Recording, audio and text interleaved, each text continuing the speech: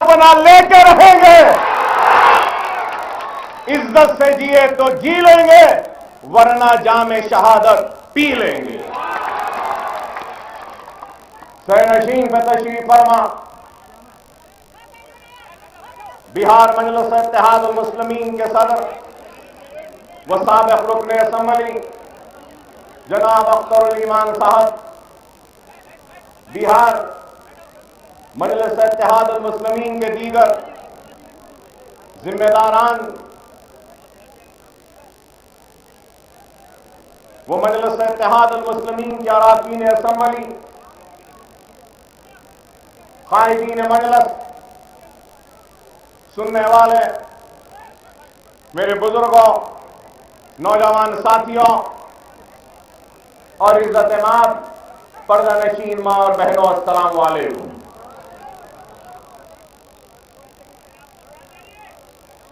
सीमांचल के इलाके का नोटिफिकेशन इंतखाबात का शायद 5 तारीख को जारी होगा और इन इंतखाबात में कई जमातें हैं। एक जनता दल यूं, आरजेडी व कांग्रेस, ये सब मिलकर एक फ्रंट बनाकर इंतखाब लड़ रहे हैं, तो दूसरी तरफ भारतीय जनता पार्टी और दूसरे जमातें मिलकर एक फ्रंट बनाकर लड़ रही हैं।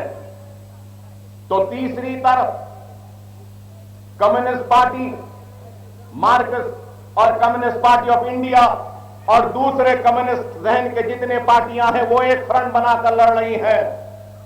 तो चौथी तरफ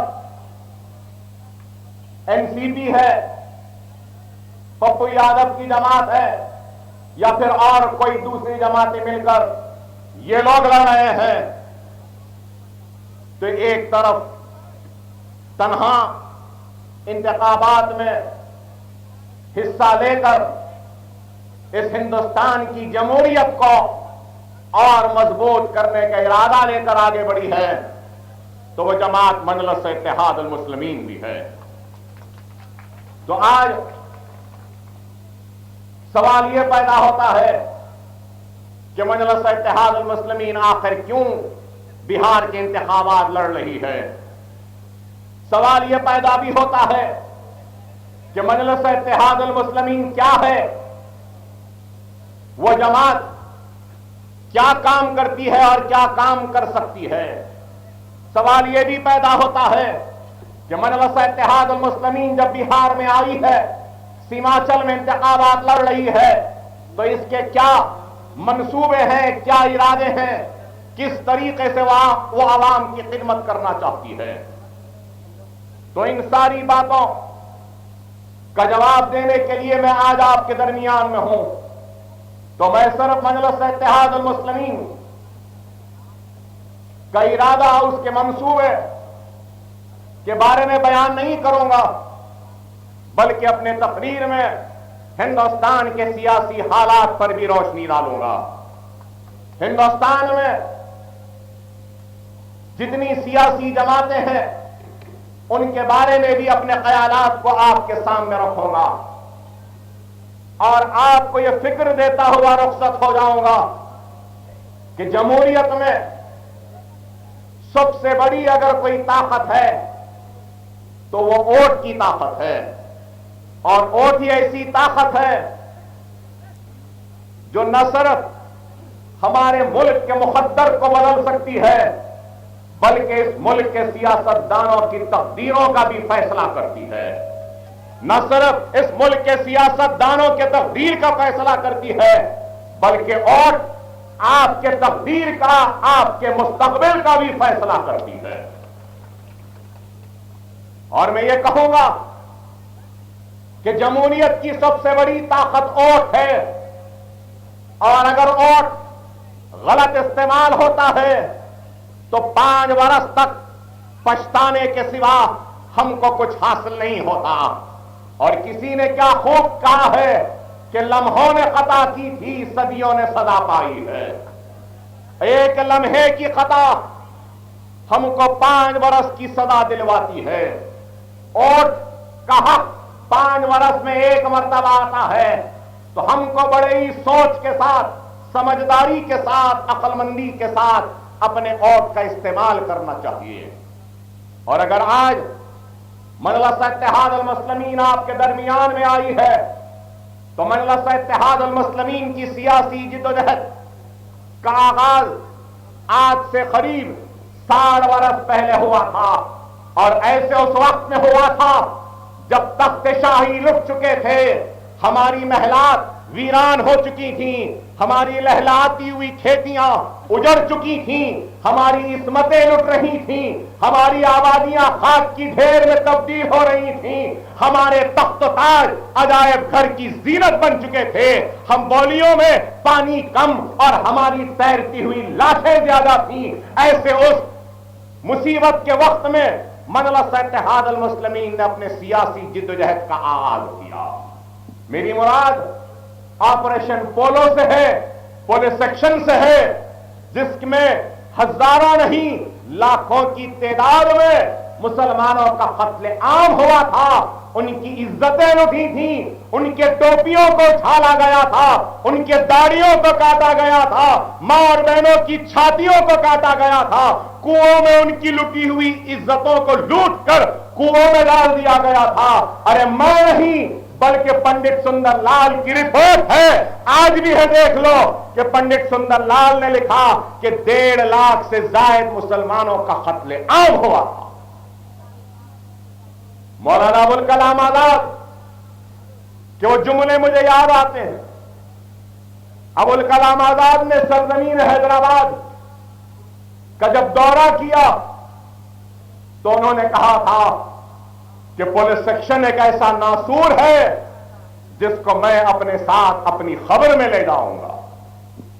इतनी बड़ी मुसीबत, ऐसी तकालीफ, ऐसे खौफ के आलम में मजलिस इत्तेहाद अल मुस्लिमीन को कायम किया, बनाया, ताबे दस्तूर हिंद किया और अपनी जिद्दोजहद का आगाज किया।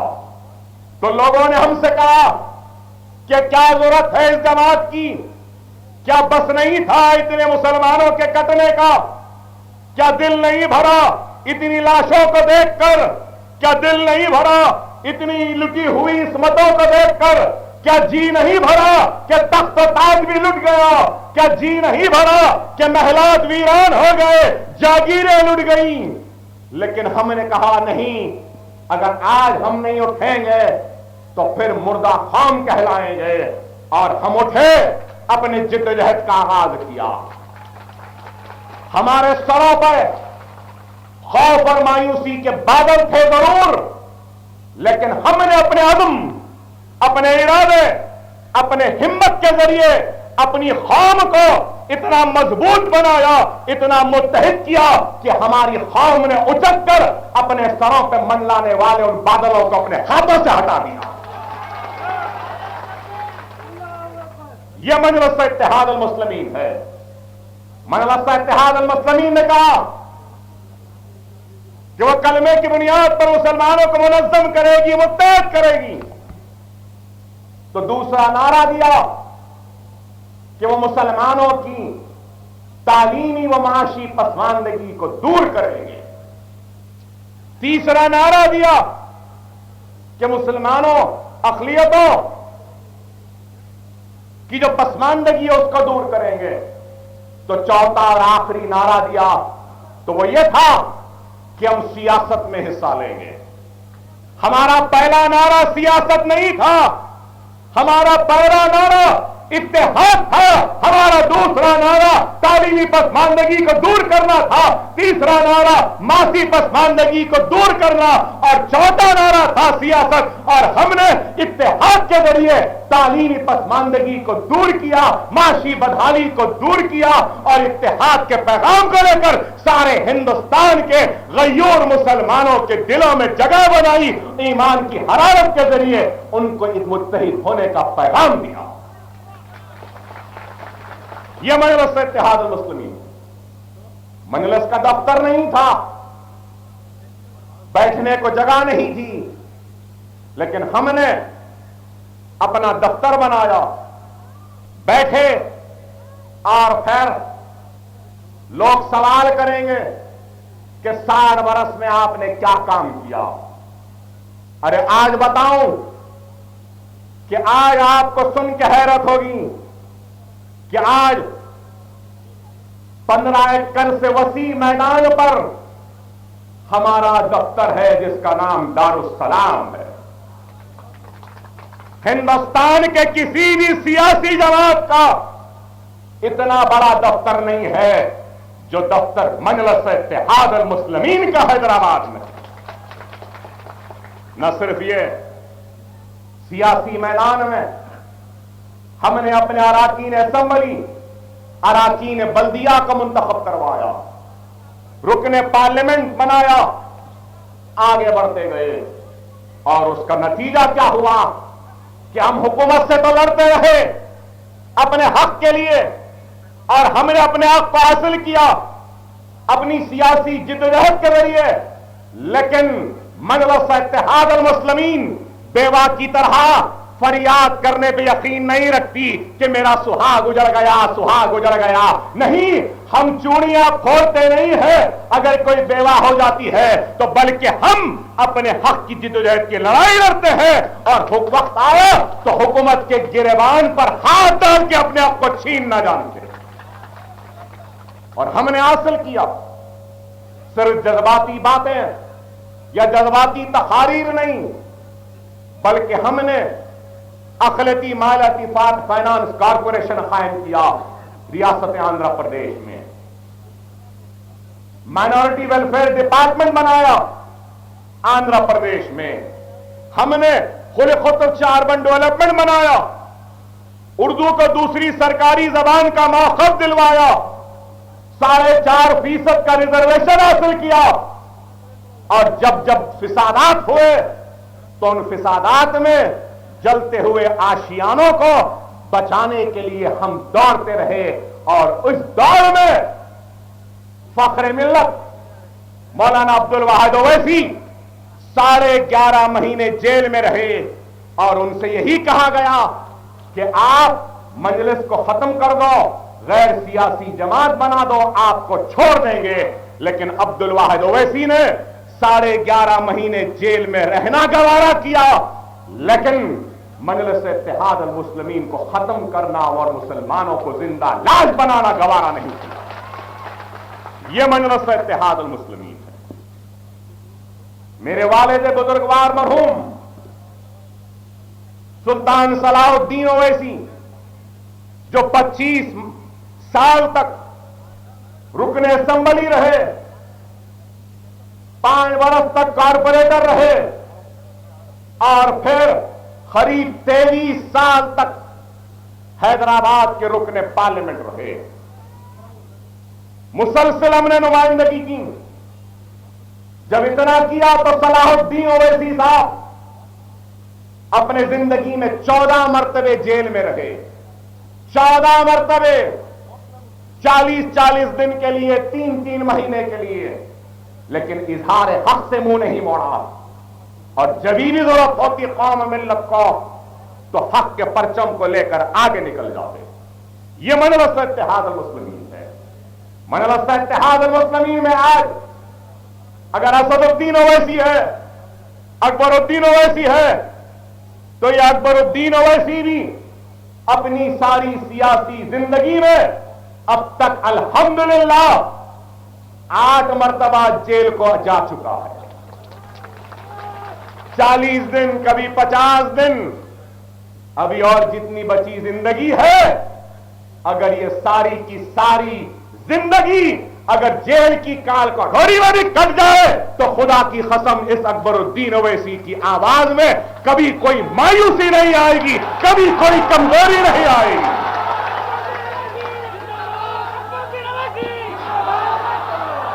असदुद्दीन ओवैसी ने भी कई मर्तबा जेल को जाकर मुसीबतें उठाई, लेकिन इजहार हक से मुंह नहीं मोड़ा। अरे ये मजलिस इत्तेहाद अल मुस्लिमीन है, और मजलिस इत्तेहाद अल मुस्लिमीन ने हुकूमतों से तो मुकाबला किया, लेकिन अपने तौर पर भी बहुत कुछ किया सरजमीन दखन के लोगों के लिए, आपके भाइयों के लिए। आपको सुनकर हैरत होगी कि हैदराबाद में हमारा अपना मेडिकल कॉलेज है, जहां पे 150 कलमा गो मुसलमान पढ़ते हैं और हर साल डॉक्टर बन के निकलते हैं। हमारा खुद का इंजीनियरिंग कॉलेज है जहां 450 बच्चे पढ़ते हैं।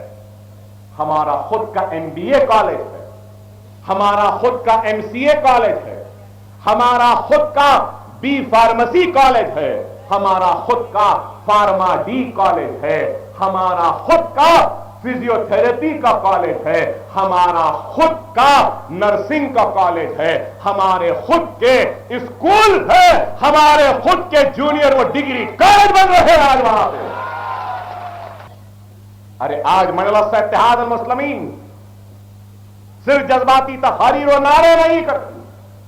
अगर ये तालीमी इदारे हैं तो हैदराबाद में बहुत फिसादात होते थे। एक जमाना था हर त्योहार में फिसादात, बस्तियां जलती थी, खून बहता था, कर्फ्यू लगता था, और जख्मी हमारा भाई सरकारी दवाखानों में सरकारी डॉक्टरों की अदम तवज्जो की बिना पर तड़प तड़प कर दम तोड़ता था। हमको वो दर्दनाक नजारे याद थे, और उसका नतीजा यह हुआ कि अल्हम्दुलिल्लाह अब अगर हैदराबाद में फिसाद हो तो हमारा कोई भाई सरकारी दवाखाने में तड़प कर दम नहीं तोड़ेगा, क्योंकि हमारे खुद के एक नहीं दो दवाखाने हैं। दो दवाखाने, कितने बिस्तर के? अरे बिहार के हुकूमत के पास ऐसा आलीशान दवाखाना नहीं होगा जो हम गरीब मुसलमानों की जमात मजलिस के दवाखाने। Owaisi hospital and research centre कितने बिस्तर का है? 1700 बिस्तर का दवाखाना। कितने स्क्वायर फीट पर? 7.5 लाख बिल्ट अप एरिया है स्क्वायर फीट, इतना आलीशान दवाखाना है। न सिर्फ वो बल्कि हमारा खुद का एक और दवाखाना है जिसका नाम प्रिंसेस असरा दवाखाना है, जो हालिया 5 बरस में चार मीनार के दामन में है, जहां पे हमने उस दवाखाने को ऐसा बनाया है कि आज वो दवाखाना भी 1700 बिस्तर का हो चुका। और जब बड़ा बना तो लोग सवाल करेंगे कि अकबर साहब बहुत महंगा होगा, इतना जबरदस्त दवाखाना है तो पैसा लेते होंगे, ये दिमाग में आएगा आपके। मगर आपको बताऊं, आउट पेशेंट कितने में देखते हैं मालूम? ऐसे जाओ, नाम लिखाओ, पता लिखाओ, आउट पेशेंट कार्ड बना लो, कोई भी डॉक्टर के पास चले जाओ। गए सो महीने तक सिर्फ 10 रुपये में था, अब हमने 20 रुपया किया। 20 रुपए का कार्ड बनाओ, किसी भी डॉक्टर को बता लो, 20 रुपये का कार्ड सिर्फ एक वक्त नहीं, 3 महीने तक वो कार्ड चलेगा। एक नहीं, 2 नहीं, 3 नहीं, 5 मरतबा का डॉक्टर को बता दो और डॉक्टर इलाज करेगा, दवाई लिख कर दे देगा। क्या ऐसा कोई दवाखाना है? डायलिसिस होता है कितने में आपको मालूम? 500 रुपये। सीटी स्कैन 500 रुपये में।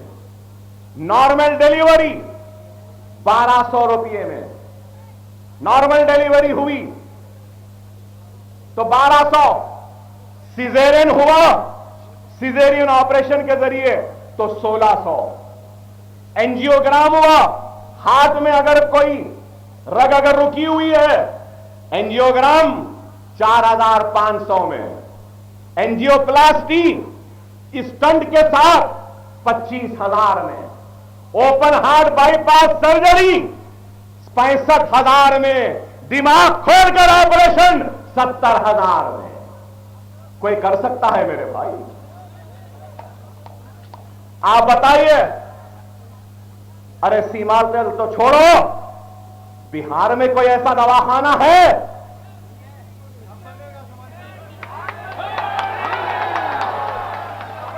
बनाना है ऐसा दवाखाना, देखना है ऐसा दवाखाना, करना है ऐसा कुछ, तो हैदराबाद की तरह अपने सपों में इत्तेहाद को पैदा करो,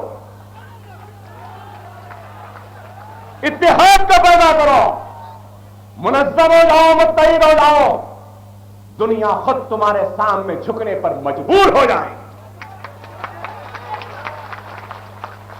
अगर तुम्हारी सफों में इत्तेहाद नहीं होगा तो तुम गैरों के पैरों में फुटबॉल की तरह रह जाओगे।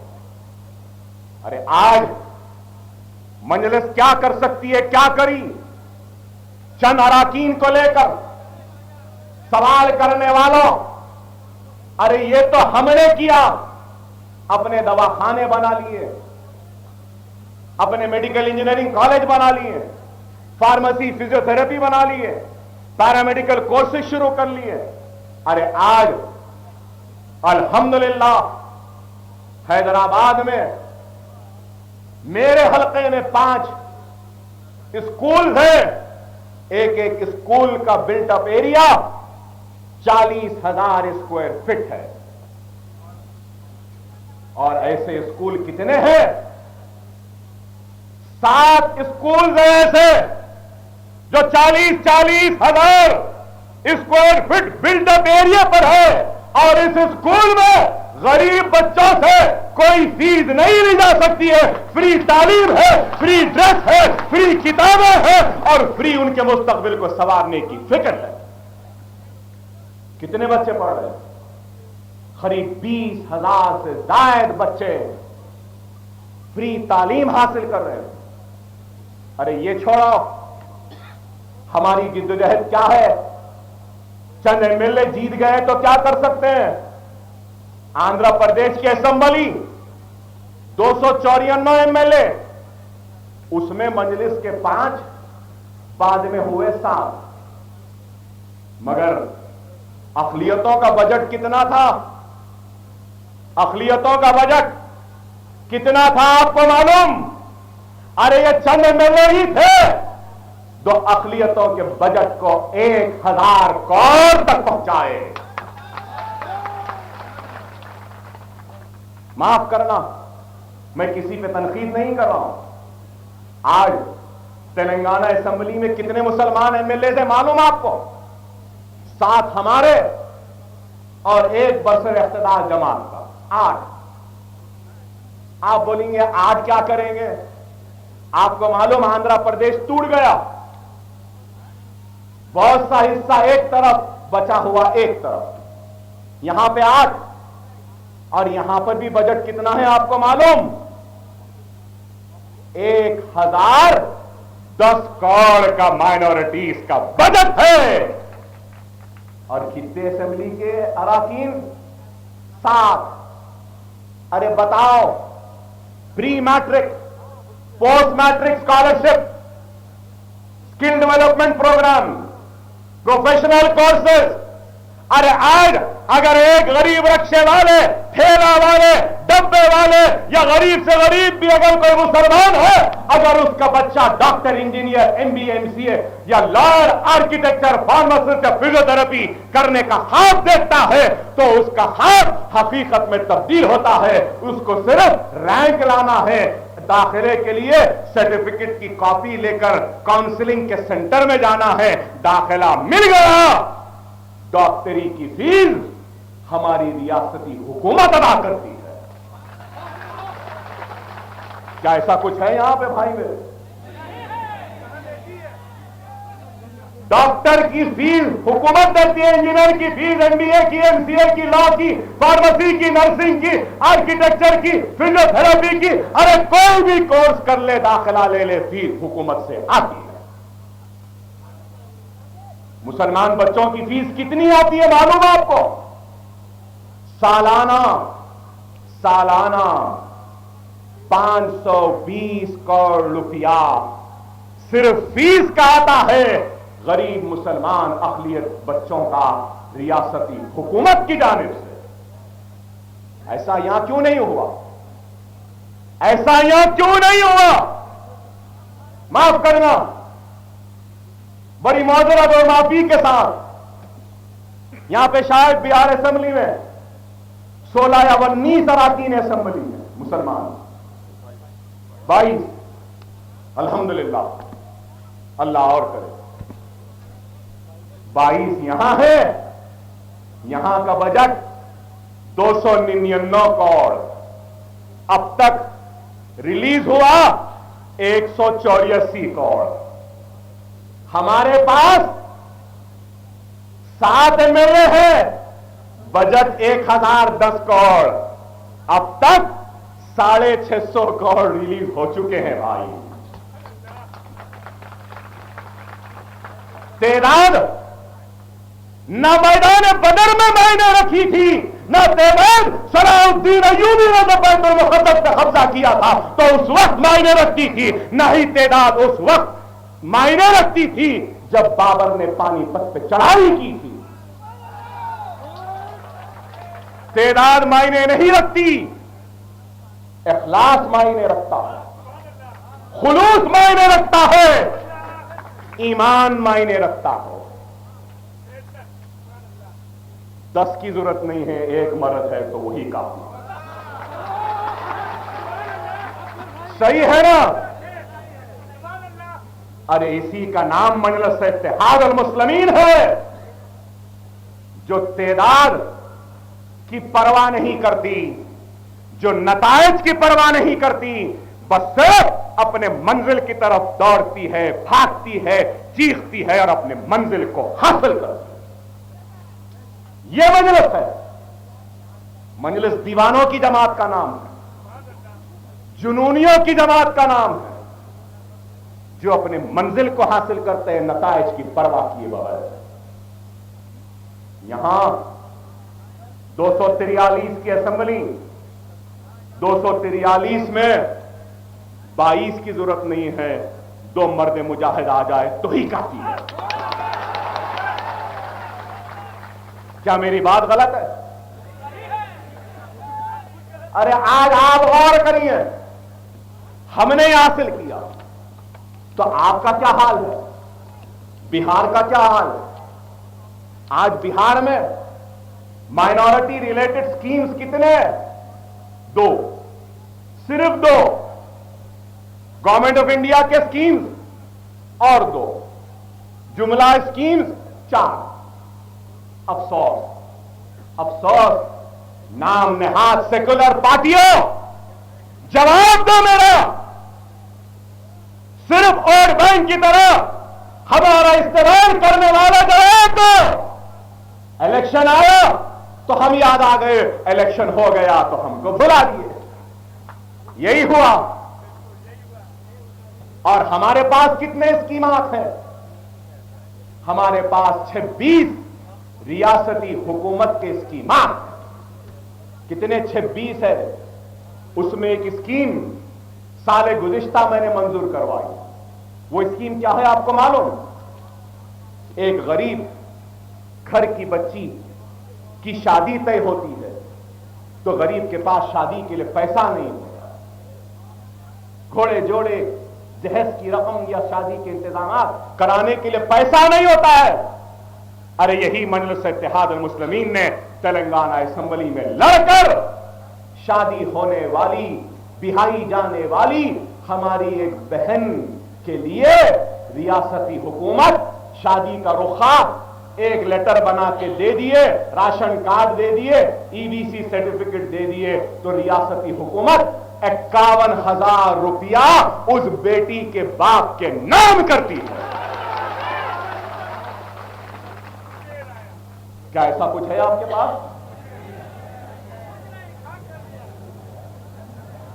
तो आप बताइए, आज नहीं मालूम, आपको मालूम है या नहीं? गुर्बत की सतह से कितने मुसलमान जिंदगी गुजार रहे हैं बिहार में। सारे हिंदुस्तान में सबसे पिछड़ा हुआ पीछे अगर कोई रियासत है तो बिहार है। बिहार में सबसे पीछे पिछड़ा हुआ कोई इलाका है तो वो सीमांचल है। बिहार का हाल देखिए, 75% मुसलमान गुर्बत की सतह से नीचे की जिंदगी गुजार रहा, बिलो पॉवर्टी लाइन। क्या यह गलत है? बिहार के 84% मुसलमान खसबात में रहते हैं, गांव में रहते हैं, शहरों में नहीं रहते। और उन 84% मुसलमानों में से 42% मुसलमान कर्ज में डूबा हुआ। और सीमांचल में 1 करोड़ कम है, 50 करोड़ से मुसलमानों की आबादी। 50 करोड़ सीमांचल के मुसलमानों में से करीब 50 लाख, माफ करना, 50 लाख से कम 49 लाख मुसलमानों में आपको सुनकर हैरत होगी कि 35 लाख से ज्यादा मुसलमान गरीबी के सतह से नीचे हैं और 36 लाख मुसलमान कर्ज में डूबा हुआ है। कर्ज में डूबा हुआ। आप बताइए, तो फिर यहां के हुक्मरानों ने क्या किया, क्या दिया?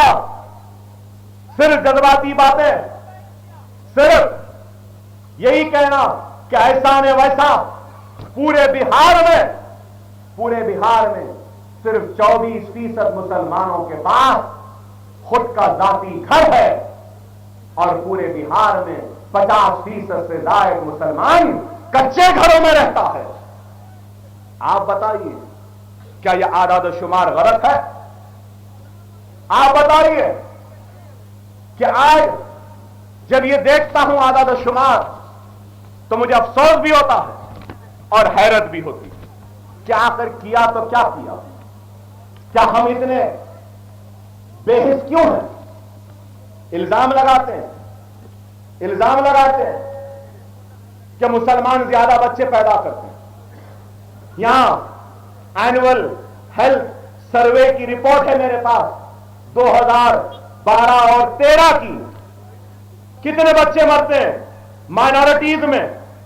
माइनॉरिटीज में कितने बच्चे मरते हैं? मेल में मोर्टालिटी रेट क्या है? 90, फीमेल मोर्टालिटी रेट 92। ये कहां? पूर्णिया का। फिर मोर्टालिटी रेट किशनगंज में कितना है? 87 मेल, 81 फीमेल। अररिया में 72 और 80 मेल और फीमेल। कटिहार में 81, 77। 100 बच्चों में से 70-80 बच्चे हमारे मर रहे हैं। क्या यह हुक्मरानी है? क्या यह इंसाफ है? तुम्हारे पास इन बातों का जवाब नहीं है और मजलिस इत्तेहादुल मुस्लिमीन उन जवाबों को तलब करने आई है, तो तुम हम पे इल्जाम लगाते हो। जवाब है तो दो।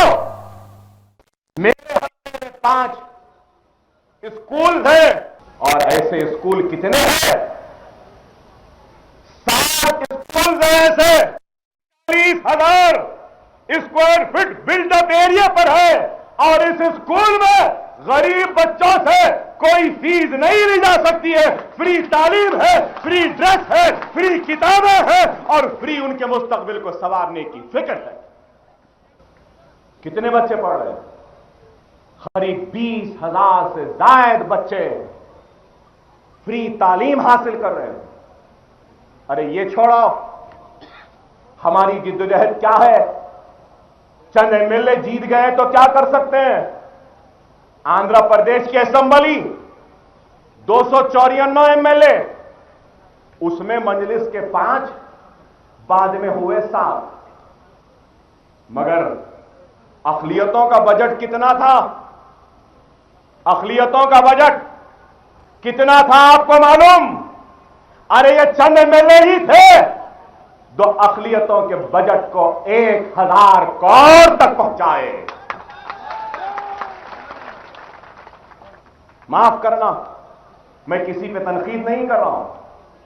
आज तेलंगाना असेंबली में कितने मुसलमान एमएलए थे मालूम आपको? 7 हमारे और 1 बरसर इख्तिदार जमात का, 8। आप बोलेंगे 8 क्या करेंगे? आपको मालूम आंध्र प्रदेश टूट गया, बहुत सा हिस्सा एक तरफ बचा हुआ एक तरफ, यहां पे 8 और यहां पर भी बजट कितना है आपको मालूम? 1010 करोड़ का माइनॉरिटीज का बजट है। और कितने असेंबली के अराकीन? 7। अरे बताओ, pre matric, post matric scholarship, skill development programme, professional courses. अरे आज अगर एक गरीब रिक्शे वाले, ठेला वाले, डब्बे वाले या गरीब से गरीब भी अगर कोई मुसलमान है, अगर उसका बच्चा डॉक्टर, इंजीनियर, एमबीए, एमसीए या लॉयर, आर्किटेक्चर, फार्मासिस्ट या फिजियोथेरेपी करने का ख्वाब देखता है तो उसका ख्वाब हकीकत में तब्दील होता है। उसको सिर्फ रैंक लाना है, दाखिले के लिए सर्टिफिकेट की कॉपी लेकर काउंसलिंग के सेंटर में जाना है, दाखिला मिल गया, डॉक्टरी की फीस हमारी रियासती हुकूमत अदा करती है। क्या ऐसा कुछ है यहां पे भाई मेरे? डॉक्टर की फीस हुकूमत देती है, इंजीनियर की फीस, एमबीए की, एमसीए की, लॉ की, फार्मेसी की, नर्सिंग की, आर्किटेक्चर की, फिजियोथेरेपी की, अरे कोई भी कोर्स कर ले, दाखिला ले ले, फीस हुकूमत से आती है। मुसलमान बच्चों की फीस कितनी आती है मालूम आपको? सालाना 520 करोड़ रुपया सिर्फ फीस का आता है गरीब मुसलमान अक़लियत बच्चों का रियासती हुकूमत की जानिब से। ऐसा यहां क्यों नहीं हुआ? ऐसा यहां क्यों नहीं हुआ? माफ करना, बड़ी मौजरत और माफी के साथ यहां पे शायद बिहार असेंबली में 16 या 19 अराकीन असेंबली में मुसलमान, 22 अल्हम्दुलिल्लाह, अल्लाह और करे, 22 यहां है। 299 करोड़ अब तक रिलीज हुआ, 184 करोड़। हमारे पास 7 एमएलए हैं, बजट 1010 करोड़, अब तक 650 करोड़ रिलीज हो चुके हैं भाई। तेदाद न मैदान बदर में मायने रखी थी, न तेदाद सलाउद्दीन अय्यूबी ने जब बैतुल मुक़द्दस पे कब्जा किया था तो उस वक्त मायने रखती थी, न ही तेदाद उस वक्त मायने रखती थी जब बाबर ने पानीपत पे चढ़ाई की थी। तेदाद मायने नहीं रखती, इखलास मायने रखता है, खुलूस मायने रखता है, ईमान मायने रखता है। 10 की जरूरत नहीं है, एक मर्द है तो वही काफी। सही है ना? अरे इसी का नाम मजलिस इत्तेहाद अल मुस्लिमीन है, जो तेदाद की परवाह नहीं करती, जो नताइज की परवाह नहीं करती, बस सिर्फ अपने मंजिल की तरफ दौड़ती। जुनूनियों की जमात का नाम है, जो अपने मंजिल को हासिल करते हैं नताइज की परवाह किए बगैर। यहां 243 की असेंबली, 243 में 22 की जरूरत नहीं है, 2 मर्द मुजाहिद आ जाए तो ही काफी है। क्या मेरी बात गलत है? अरे आज आप गौर करिए, हमने हासिल किया तो आपका क्या हाल है? बिहार का क्या हाल है?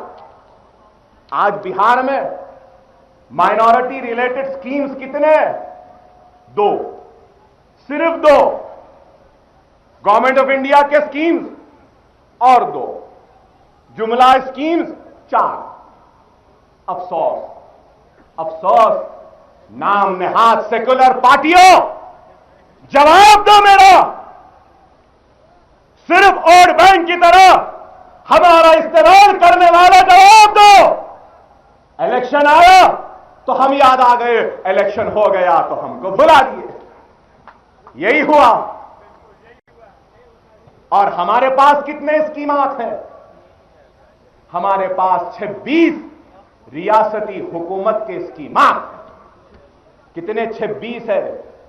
उसमें एक स्कीम साले गुज़िश्ता मैंने मंजूर करवाई। वो स्कीम क्या है आपको मालूम? एक गरीब घर की बच्ची की शादी तय होती है तो गरीब के पास शादी के लिए पैसा नहीं होता। घोड़े जोड़े जहेज की रकम या शादी के इंतजाम कराने के लिए पैसा नहीं होता है। अरे यही मजलिस इत्तेहाद अल मुस्लिमीन ने तेलंगाना असेंबली में लड़कर शादी होने वाली, बिहाई जाने वाली हमारी एक बहन के लिए रियासती हुकूमत शादी का रुखा एक लेटर बना के दे दिए, राशन कार्ड दे दिए, ईबीसी सर्टिफिकेट दे दिए, तो रियासती हुकूमत 51,000 रुपया उस बेटी के बाप के नाम करती है। क्या ऐसा कुछ है आपके पास? तो आप बताइए, आज नहीं मालूम, आपको मालूम है या नहीं? गुर्बत की सतह से कितने मुसलमान जिंदगी गुजार रहे हैं बिहार में। सारे हिंदुस्तान में सबसे पिछड़ा हुआ, पीछे अगर कोई रियासत है तो बिहार है। बिहार में सबसे पीछे पिछड़ा हुआ कोई इलाका है तो वो सीमांचल है। बिहार का हाल देखिए, 75% मुसलमान गुर्बत की सतह से नीचे की जिंदगी गुजार रहा, बिलो पॉवर्टी लाइन। क्या यह गलत है?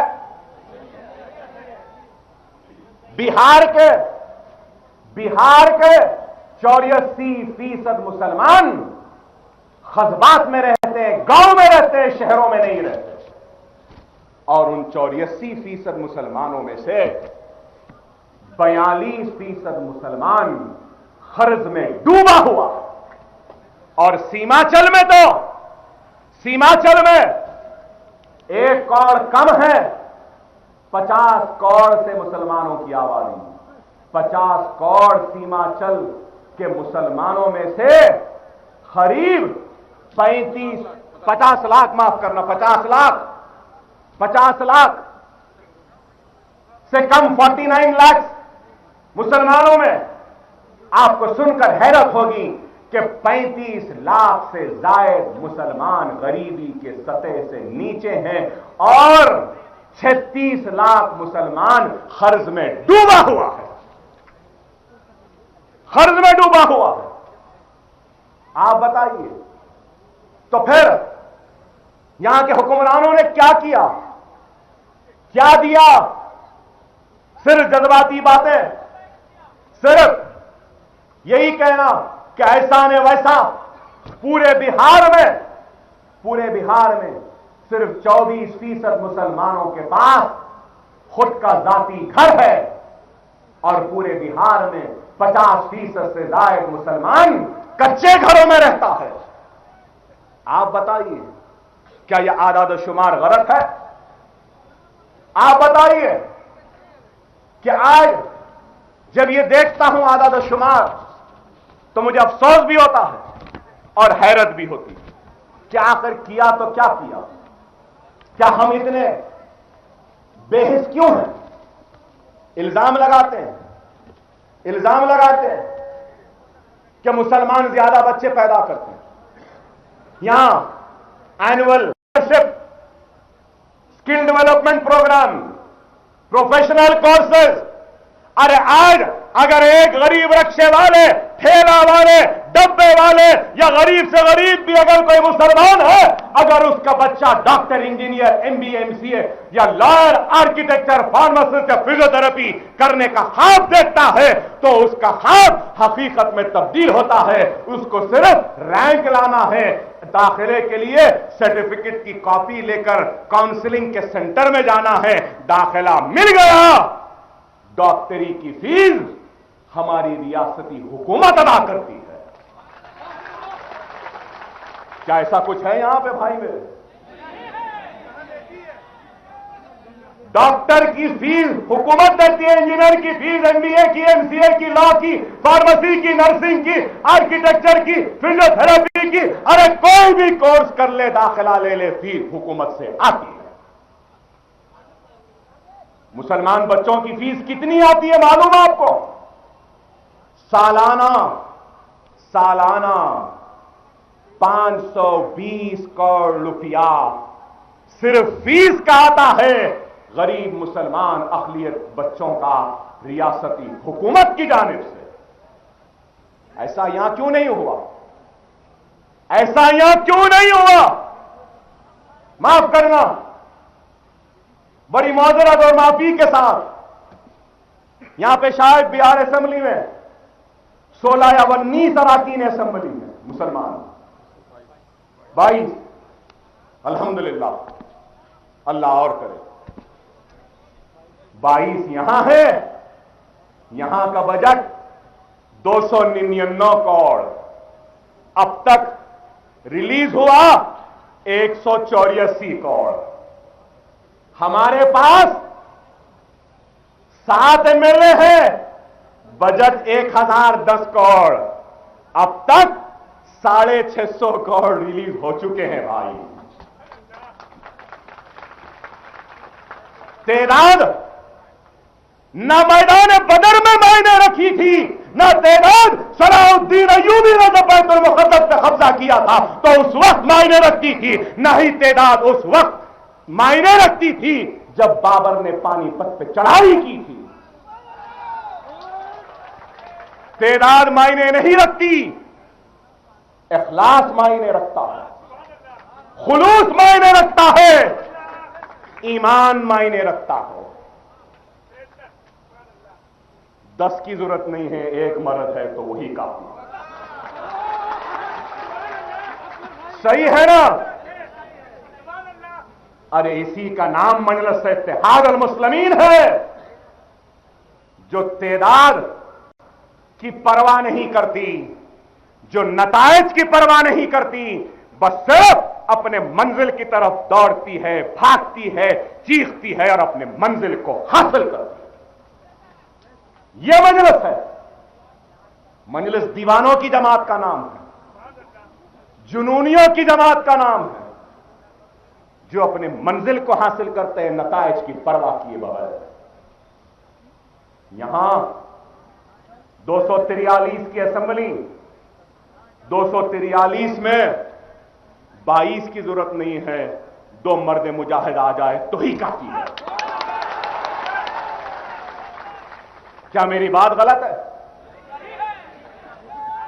अरे आज आप गौर करिए, हमने हासिल किया तो आपका क्या हाल है? बिहार का क्या हाल है? आज बिहार में माइनॉरिटी रिलेटेड स्कीम्स कितने हैं? 2, सिर्फ 2।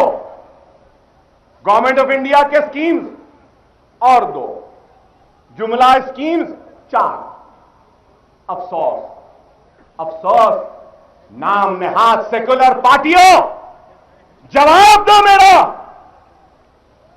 सिर्फ वोट बैंक की तरह हमारा इस्तेमाल करने वाला जवाब दो। इलेक्शन आया तो हम याद आ गए, इलेक्शन हो गया तो हमको भुला दिए। यही हुआ। और हमारे पास कितने स्कीमात हैं? हमारे पास 26 रियासती हुकूमत के स्कीमात। कितने? 26 है। उसमें एक स्कीम साले गुज़िश्ता मैंने मंजूर करवाई। वो स्कीम क्या है आपको मालूम? एक गरीब घर की बच्ची की शादी तय होती है, तो गरीब के पास शादी के लिए पैसा नहीं होता, घोड़े जोड़े जहेज की रकम या शादी के इंतजाम कराने के लिए पैसा नहीं होता है।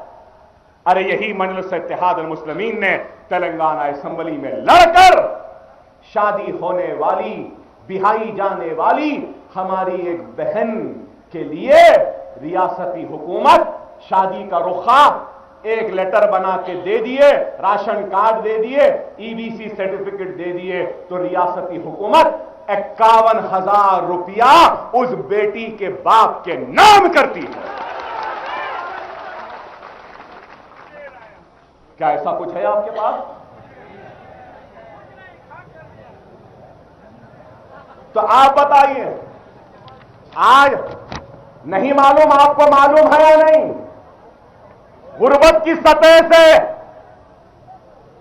कितने मुसलमान जिंदगी गुजार रहे हैं बिहार में। सारे हिंदुस्तान में सबसे पिछड़ा हुआ पीछे अगर कोई रियासत है तो बिहार है। बिहार में सबसे पीछे पिछड़ा हुआ कोई इलाका है तो वह सीमांचल है। बिहार का हाल देखिए, 75% मुसलमान गुर्बत की सतह से नीचे की जिंदगी गुजार रहा, बिलो पॉवर्टी लाइन। क्या यह गलत है? बिहार के 84% मुसलमान कस्बात में रहते हैं, गांव में रहते हैं, शहरों में नहीं रहते। और उन 84% मुसलमानों में से 42% मुसलमान कर्ज में डूबा हुआ। और सीमांचल में 1 करोड़ कम है, 50 करोड़ से मुसलमानों की आबादी। 50 करोड़ सीमांचल के मुसलमानों में से करीब 50 लाख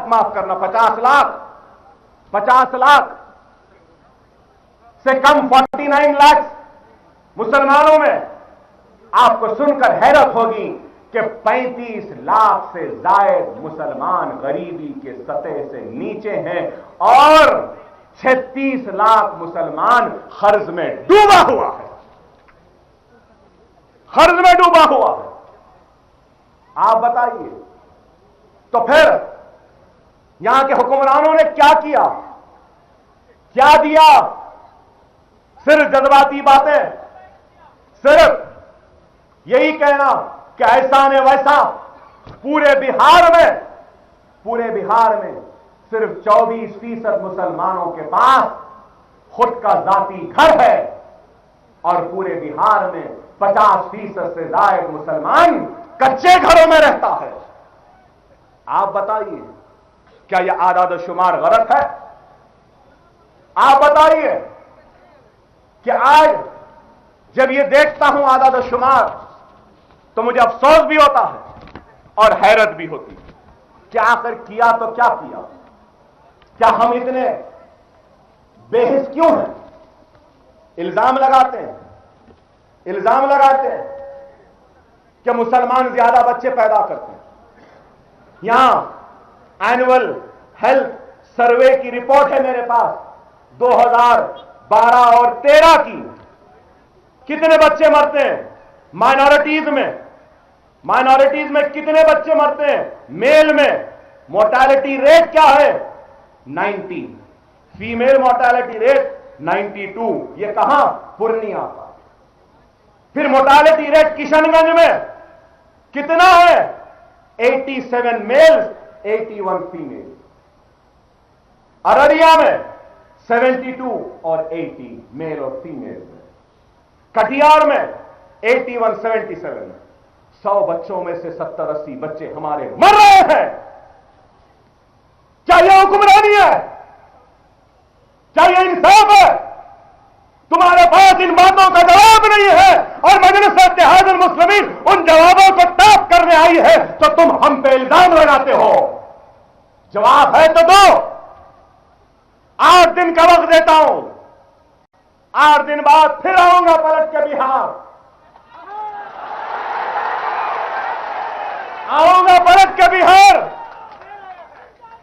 5 नवंबर तक यहीं रुकूंगा। इनके जिस्म के तार तार लूट लूंगा, लोच लूंगा।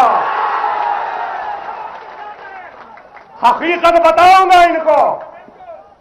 अरे तुम आज हम पे इल्जाम लगाते हो और समझते हैं कि ये मुसलमान तो बेआवाज है, इनका क्या है। नहीं, वो दौर गया, वो दौर गया जब तुम बोलते थे हम सुनते थे।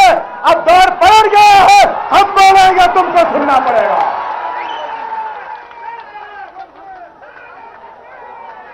ये हिंदुस्तान के फिरका परस्त सियासतदान ये समझते हैं कि मुसलमान गूंगा है। अरे गूंगा नहीं है, ऐसी जबान है, ऐसी जबान है, जब हम बोलने रखते हैं तो दुनिया पे सत्ताकारी हो जाता है। अरे आज ये छोड़िए, डॉक्टर्स को देखिए। गया में कितने डॉक्टर हैं? गया में 82 रेगुलर डॉक्टर्स हैं, अप्रेंटिस 82 है, फिर कॉन्ट्रैक्चुअल 69, 75, कई डॉक्टर्स गया में। नालंदा में उससे अच्छे हैं। और वही पूर्णिया आऊं तो पूर्णिया में कितने डॉक्टर हैं मेरे भाई। अगर किशनगंज आऊं वहां 450, 300, 150 है, तो किशनगंज में 9 डॉक्टर। क्या है? क्या कोई पूछने वाला नहीं है? और अब तक नहीं था। इंशाअल्लाह मजलिस जीत जाएगी तो न सिर्फ पूछेगी बल्कि नालंदा से ज्यादा डॉक्टर को किशनगंज लाएगी।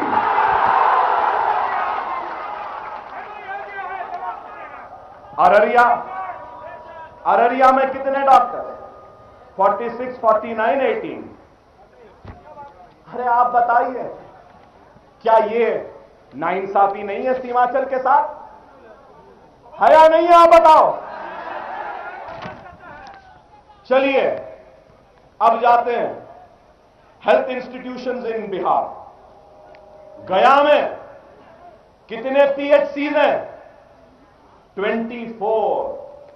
कितने? 24। किशनगंज में कितने हैं मालूम? सिर्फ 7 है मेरे पास, ओनली 7। ये इंसाफ है? आप बताइए। चलिए और भी है। अब पूरा पोस्टमार्टम अभी नहीं कर रहा हूं भाई, 8 दिन बाद आ रहा हूं ना, तो कुछ गोलियां कुछ बचा के रखनी चाहिए ना। थोड़े थोड़े बातें रख रहा हूं यहां पे। एजुकेशन में भी अगर आप देखेंगे तो क्या आलम है।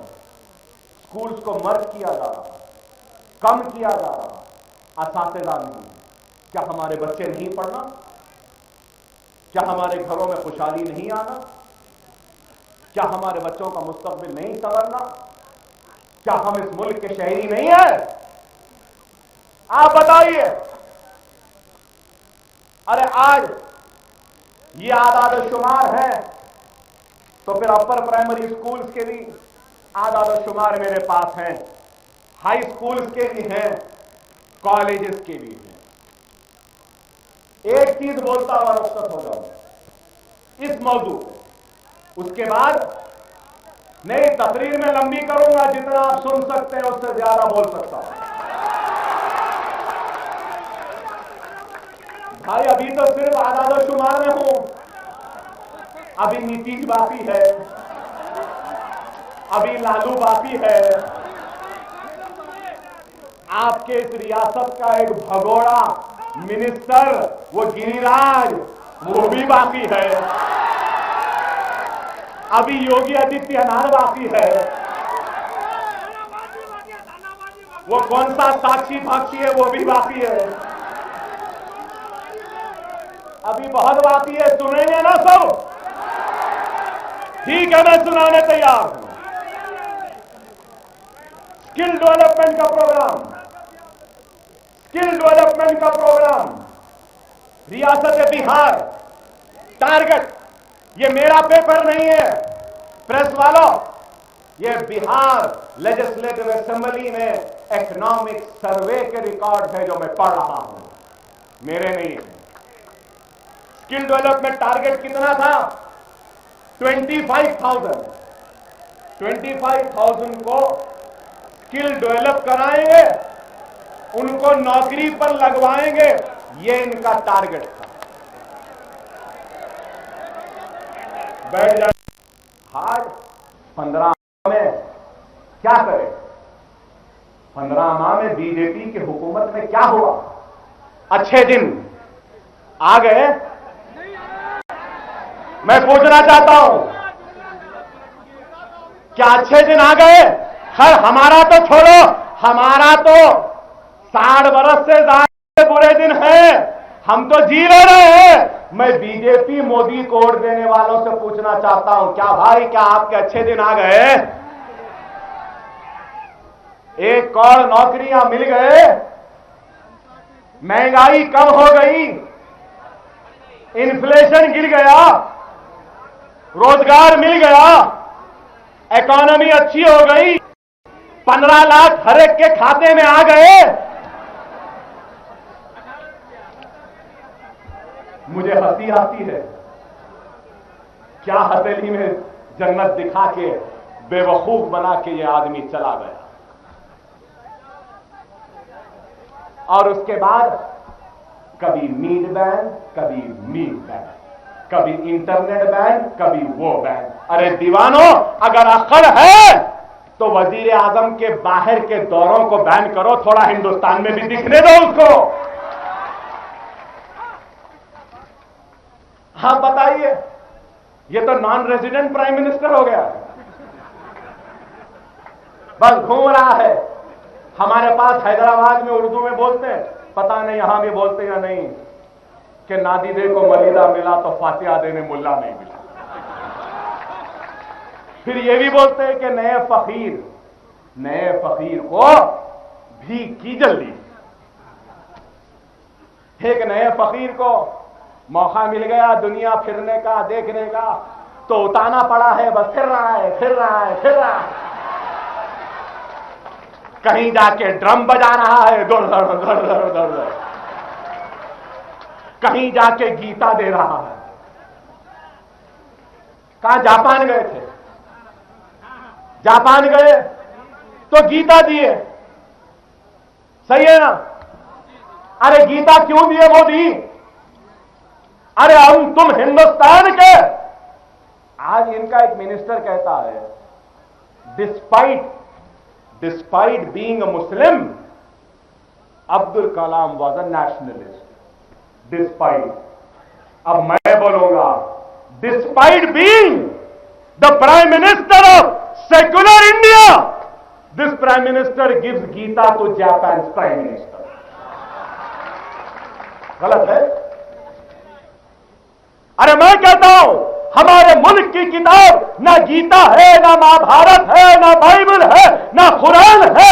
हमारे मुल्क की किताब हमारा कॉन्स्टिट्यूशन है, वो कॉन्स्टिट्यूशन जिसको बाबा साहब अंबेडकर ने मिलकर लिखा था। देना था तो कॉन्स्टिट्यूशन देना था, नहीं देते क्यों? क्योंकि इनके मंसूबे, इनके इरादे कॉन्स्टिट्यूशन को बदलने के हैं।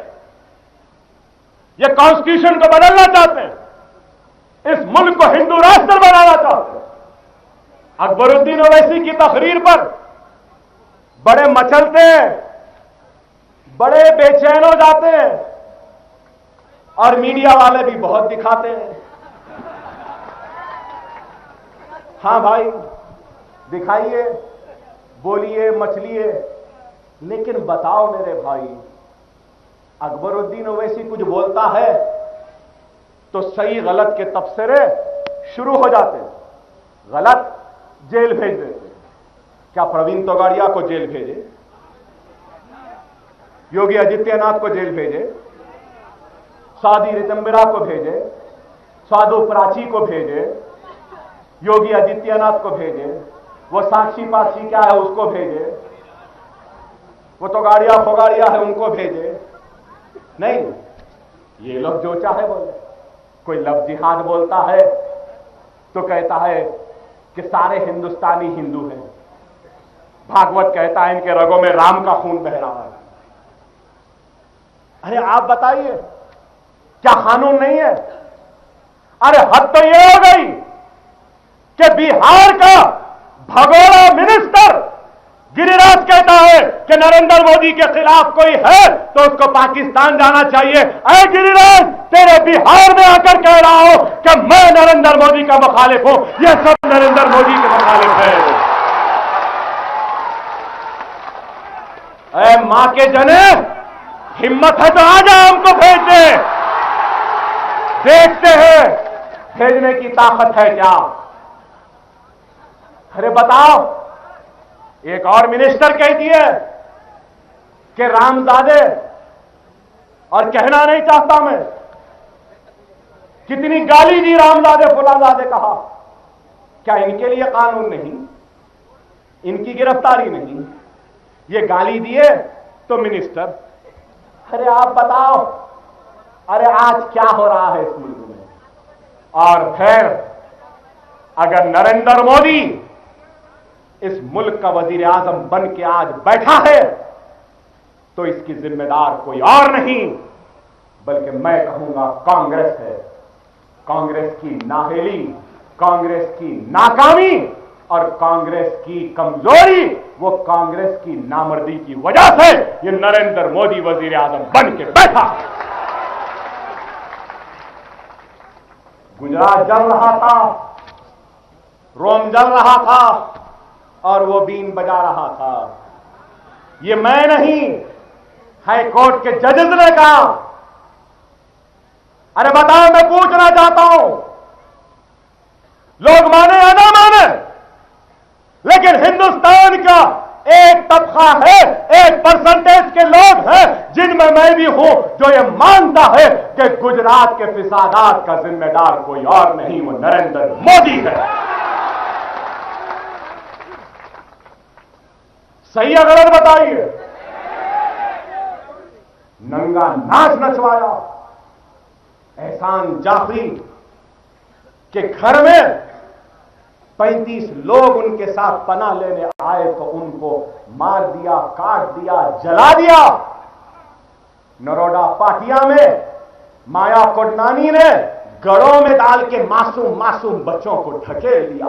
हामिला औरतों के पेटों को चीरकर हमल निकालकर उनकी गर्दनों को काट दिया, मासूम बच्चों को काट दिया, दरगाहों को जला दिया, खबरों को जला दिया। एक बाप के सामने नौजवान बेटे की मैयत का बोझ खानों पे डाल दिया। शोहर के सामने बीवी की इस्मत को लुटाया, बेटे के सामने मां की आबरू को लुटाया, अरे भाई के सामने बहन की इस्मतों को लुटाया, बच्चों को यतीम कर दिया, सुहागों को उजाड़ दिया। अरे इस दरिंदे के खिलाफ कांग्रेस ने कोई कार्रवाई क्यों नहीं की, है मेरा सवाल है।